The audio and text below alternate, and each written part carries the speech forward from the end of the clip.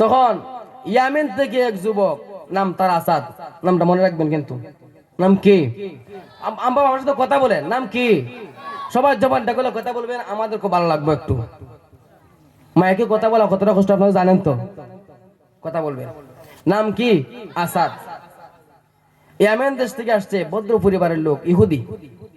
মা বাবা টাকা দিয়েছে, পুত্রে যাও সুন্দর দিকে মূর্তি কিনা নিয়ে আসবে। যখন এই যুবকটা মূর্তি কেনার জন্য আসছে মক্কাতে, আর মক্কার সাইরো কিনার দিয়ে, এই মেলার সাইরো কিনার দিয়ে আবু জাহেল একটা হইতাছে, ওই যে মোহাম্মদ সে একটা পাগল, তার কাছে যাইও না, গেলে পাগল হইয়া যাবে। নাউজুবিল্লাহ। আরো যখন নাউজুবিল্লাহ, জবানটা খুলে কোন নাউজুবিল্লাহ। আবু জাহেল কয়, ওই যে পাগল, তার কাছে গেলে পাগল হয়ে যাবে, তার কাছে যাইও না। কেন জানি এই যুবকটার মনে একটা ঢেউ উঠে গেছে। সুবহানাল্লাহ। ইহুদি সন্তান, কার সন্তান? একটা মনে ঢেউ উঠে গেছে। জীবনে কত পাগল দেখলাম, ওই পাগলের কাছে গেলে যে পাগল হয়ে যায়, আমি ওই পাগলটাকে একটু দেখতাম চাই। সুবহানাল্লাহ কন্যা, আরো কন্যা সুবহানাল্লাহ। যখন ইনদিমিং টাইমে নবীর সোজা বরাবর আইটা যাওয়া দরকার যুবকটা, যাওয়ার পরে নবী এমনি ডাক দিলেন, যুবক এদিকে আসো। সুবহানাল্লাহ।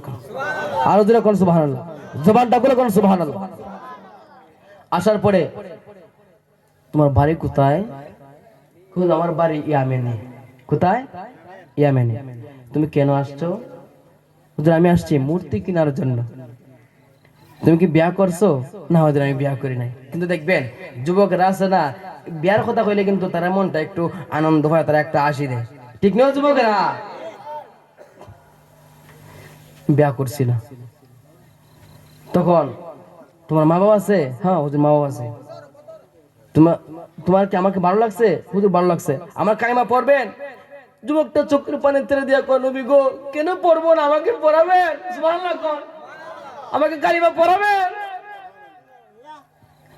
এই যুবকটা নবীর কালিমা পড়ে ইসলাম ধর্মটা গ্রহণ করে ফেলছে। তখন নবীর কালিমা পড়ছে রে, যখন মূর্তি কিনে নাই, বাড়িতে চলে গেছে। যাওয়ার পরে মা কয়, ও আসাদ, 10:30 বা 11টায়, ও আসাদ তুমি মূর্তি কেনার জন্য তোমাকে টাকা দিয়া পাঠাইছি, আমার মূর্তি কোথায়? আসাদ ডাক দিয়া বলে, মা গো, ও মা গো, মাটির মূর্তি কোনোদিন খোদা হইতে পারে না, এমন একটা খোদা নিয়ে আসছে গো মা, তুমি যদি পড়তে পারো গো, তোমার ভাগ্যটা বড় ভালো হয়ে যাবে, তোমার কপালটা খুলে যাবে। তখন আসাদের মা ডাক দিয়া বলে, আসাদের বাবা গো, ও আসাদের বাবা, তাড়াতাড়ি চলে আসো, তোমার আসাদ তো পাগল হয়ে গেছে গো, তোমার আসাদ তো পাগল হয়ে গেছে, পাগল হয়ে গেছে। তখন আসাদকে জিজ্ঞেস করে, আসাদ রে তুই কি মুহাম্মদের ধর্ম গ্রহণ করে ফেলছস? তুই কি ইসলাম ধর্ম গ্রহণ করে ফেলছস? তুই কি মুহাম্মদের কালিমা পড়ে ফেলছস? তখন আসাদ কহ, বাবা হ, আমি সত্য ইসলামটা গ্রহণ করে ফেলছি, আমি সত্য নবীর কালিমাটা পড়েছি। ও বাবা, আমি তোমার সন্তান হইতে পারি গো, কোনদিন মাটির মূর্তি কোনদিন খোদা হইতে পারে না, মাটির মূর্তি কোনদিন তোমাকে বাঁচাইতে পারবে না বাবা গো, এখনো সময় আছে, আমার হাত ধরে চলেন না, নবীর কালিমাটা পড়েন না। এই কথা বলতে দেরি হইছে রে, আসাদের বাবা হাতটা কষা একটা তাপ্পর মারছে রে, একটা তাপ্পর মাইরা জমিনে ফালাই দিছে, যে কন্যা নাউজুবিল্লাহ। তারপর দিয়ে ফালাইয়া ঘর থেকে একটা লাঠি নিয়ে আসছে, লাঠি দিয়া পিটায়, মা ওই দিকে মারে, আর আসাদ চিৎকার কান্না করতেছে, মা কেন গো আমাকে মারো, আমি কি অন্যায় করেছি? তখন বাবা কো, আসাদ রে বাঁচতে পারবে একটা রাস্তা আছে। বলে কি রাস্তা? কোনো সময় আছে, তুই ইসলাম ধর্মটা ছেড়ে দে, মুহাম্মদের কালিমাটা ছেড়ে দে। আসাদ ডাক দিয়া বলে, আব্বা গো, ও আব্বা গো, আমার জীবনটা চলে যাইতে পারে গো, আমি কোনোদিন মুহাম্মদের কালেমাটা ছাড়বো না, আমি কোনোদিন ইসলাম ধর্মটা ছাড়বো না, আমি এটা আমার গলার মালা বানাইছি। ও আব্বা, আমাকে মেরে ফেলতে পারো, তারপরে ছাড়বো না। যখন আসাদের বাপ পুরা গ্রামবাসীকে ডাকছে, ও আমার গ্রামের লোকেরা রে, তোমরা তো জানো না আমার আসাদ কিন্তু পাগল হয়ে গেছে। সে কি পাগল? হ, সে পাগল, একমাত্র নবীর পাগল, একমাত্র আল্লাহর পাগল। সকালবেলা উঠান ভরা মানুষ পাগল দেখতে এসে আসাদের বাবা এরকম করে একটা দড়ি দিয়া কুটার সাথে বান্ধিছে। বান্দা কত আমার সন্তানটা পাগল হয়ে গেছে, সবাই পাগলকে কি করবা? তখন গ্রামের মুরব্বীরা ডাক দিয়া বলছে, আসাদ রে, এখনো কিন্তু সময় আছে, তুমি যদি মুহাম্মাদের কালেমা ছেড়ে দাও তোমার কোনো শাস্তি হবে না, তোমার আর শাস্তি হবে না, তোমাকে ছেড়ে দেওয়া হবে। তখন আসাদ কয়, না না না, আমি কিন্তু মুহাম্মাদের কালেমা ছাড়বো না। এই কথা বলতে দেরি হয়েছে রে, আসাদের বাবা ইহুদির বাচ্চাটা টান দিয়া গোত্রের পোশাক সবগুলা খোয়া ফেলছে। নাউজুবিল্লাহ। আসাদের মা পুরান একটা চাদর দিছেন রে, তোর ইজ্জতটা ডাইকা তুই যেমনি পথ চলে যা। তখন আসাদ ডাইরেক্ট এই চাদরটা পেজ দিয়া নবীর দরবারে চলে আসছে। ইয়া রাসূলুল্লাহ, নবী গো, ও নবী গো, এমন কালিমা পড়ছি গো নবীজি, এই কালিমার জন্য আজকে আমি মা ছেড়েছি, এই কালিমার জন্য আমি বাবা ছেড়েছি, এই কালিমার জন্য আমি দেশ ছেড়েছি। নবী গো, আমার জীবনটা আপনার পায়ে কুরবান দিয়ে দিলাম, নবী গো আমাকে কবুল করো। তখন নবী আসাদ এরকম করে মাথা দাঁত বুলায় বলছে, আসাদ রে, ও আসাদ, তুমি কোনো চিন্তা করবা না, আমি নবী যদি খাই তুমি আসাদও খাইবা, আমি নবী যদি পড়ি তুমিও খাবার প্রদান করবা, তোমার কোনো চিন্তা নাই। ইন দি মিন টাইমে আজাদকে নবী গোসল করাইয়া উযু করাইয়া মসজিদে নববীতে লিয়ে গেছেন। দিল কন্যা সুবহানাল্লাহ, আর দিল কন্যা ইয়া রাসূলুল্লাহ। নবীর প্রেমিকেরা দিশাহারা তারা মরণের ভয় করে না, প্রেম তো মরে না, আসলে এখন ঠিক কিনা?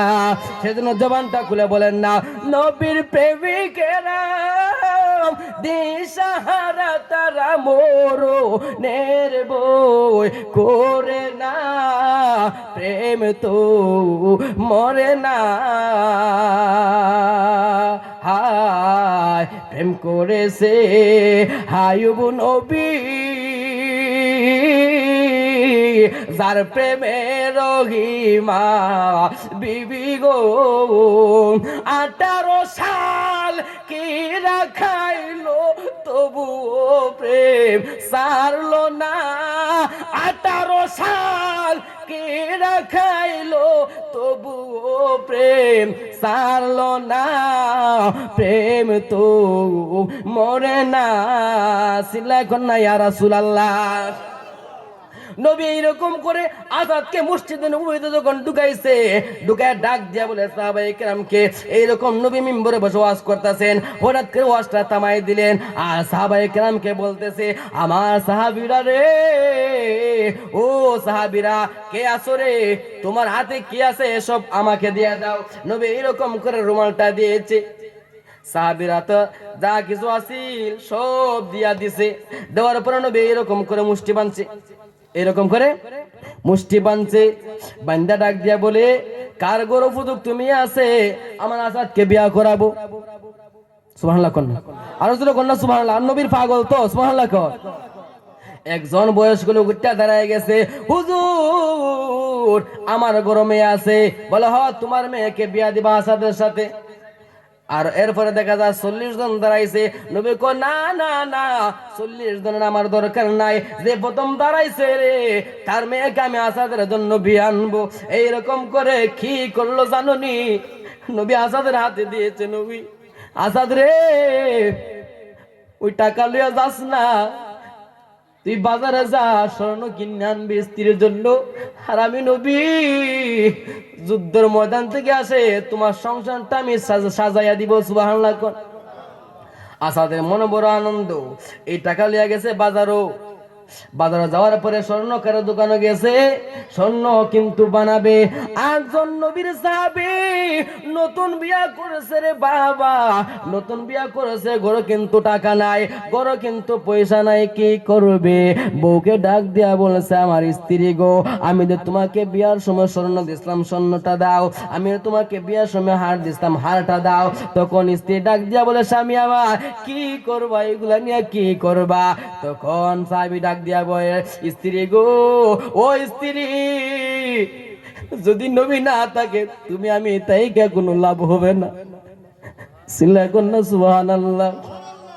স্ত্রী আর কোনো কথা বলছে না, সবগুলা দিয়ে দিছে। ওই স্বর্ণকারের ঘরে গিয়া বলছে, ও স্বর্ণকার নেস না, আমার এটা তোমার কাছে তাড়াতাড়ি বেচমু, আমাকে তাড়াতাড়ি টাকা দে, আমি যুদ্ধর তলোয়ারি কিনতাম, আমি যুদ্ধর তালা কিনতাম। তখন ওই সব দেখেছে আসাদে মনে মনে প্রশ্ন, আরে আমি তো নবীর সাহাবী, ওই বেটা তো নবীর সাহাবী। হুজুর সৈয়দ আইছে, হুজুর ইনশাআল্লাহ আসবেন আর 5-7 মিনিটের ভিতরে। কিন্তু তাকে দেখবা আমি নবীর সাহাবী, এই লোকটা সাহাবী, আমি বিয়া করার জন্য আমি স্বর্ণ কিনতাম আইছি, আর এই নতুন বর্ষণ নবীর তলোয়ারে কিনতাম আইছি। আমি কেমন নবীর পাগল, আমি কেমন নবীর আশেক, না না না, এটা হইতে পারে না। আসাদ কি করছে, বলছে স্বর্ণকার, নাও না, আমার টাকাটা দিলাও, আমিও তার মতন যুদ্ধ করার জন্য একটা তলোয়ারি কিনবো, একটা তালা কিনবো, যুদ্ধের ময়দানে চলে যাব। কিন্তু আসাদ এইরকম করে তালা লইয়া দুইজন সাহাবী ছুটে গেলেন। যখন নবী এক পর্যায়ে যুদ্ধ শুরু হয়ে গেছে, আসাদ কিন্তু নবীর সামনে পড়ে না। কেন সামনে পড়ে না জানেননি? বুঝছেন না আপনারা? আওয়াজ কিছু বুঝেন না নিও। নবীজি বলছে, আসাদ তুমি যাও স্বর্ণ কিনে আনো, তোমাকে বিয়া করামু। তখন আসাদ গেছে যুদ্ধের ময়দানে। নবী জিজ্ঞাসা করে, আসাদ তুমি কে আইছো? সেজন্য ডরা একটু দূর দূর থাকে, আড়াল থাকে। যখন এক ইহুদি কাফের বেঈমান নাসারা আমার আপনার নবীর দিকে, নবীর বুক বরাবর লক্ষ্য করে একটা তীর মারতে শুরু করছে, তীরটা যখন সাইরা দিছে নবীর বুক বরাবর, আসাদ কিন্তু কেরি কাটিয়া সাবনাইয়া লাভ দিয়া পড়ছে, পয়রা আসাদের বুক দিয়া তীরটা ঢুকছে রে, আর পিছন দিয়া বাইরে হইয়া গেছে। আসাদ একটা চিৎকার মারছে, ইয়া রাসূলুল্লাহ, নবী গো, ও নবী গো, আর বুঝি দেখা হবে না, দেখা হবে হাসরের ময়দানে। চিল্লা কন্যা সুবহানাল্লাহ। এক পর্যায়ে যুদ্ধ শেষ হয়ে গেছে। নবী কিন্তু কয়, ও সাহাবীরা, কে কে শহীদ হয়েছে রে, সবার লাশটা এক জায়গায় করো। কিন্তু সবার লাশটা এক জায়গায় করছে, আর আসাদের লাশটা কিন্তু নবীর সামনে গেছে। নবী কিন্তু আসাদের মুখ দিকে না ফেলছে। নবী কয়, এইটা নাকি আমার আসাদ? আরে পাগলা, আমি তোরে বলছি টাকা দিছি বিয়ার সরঞ্জাম তুই কিনতে, আমি তোকে বিয়া করামু। আসাদ রে, তুই কেন যুদ্ধের ময়দানে আসতো? নবী আসাদের লাশটা এরকম করে লইছে। কয়, আসাদ তুই আমি নবীর জন্য মা সারছো, আমি নবীর জন্য বাবা সারছো, আমি নবীর জন্য তোমার দেশটা ত্যাগ করে ফেলছো, আমি নবীর জন্য বুঝি তোমার জীবনটাও দিয়ে দিছো। চিল্লা কন্যা সুবহানাল্লাহ। আমরা কেমন প্রেমিক হয়েছি, কেমন নবীর উম্মত হয়েছি, চিন্তা করছেন নি রে বাবা? নবী এরকম করে এমন কান্না শুরু করছে রে, কিতাব প্রমাণ করে নবী যে এরকম করে কান্না শুরু করছেন, কোনদিন এই নবী এইরকম করে আর কোনদিন কান্দেন নাই, সাহাবীরা এরকম আর কোনদিন কান্দতে দেখেন নাই।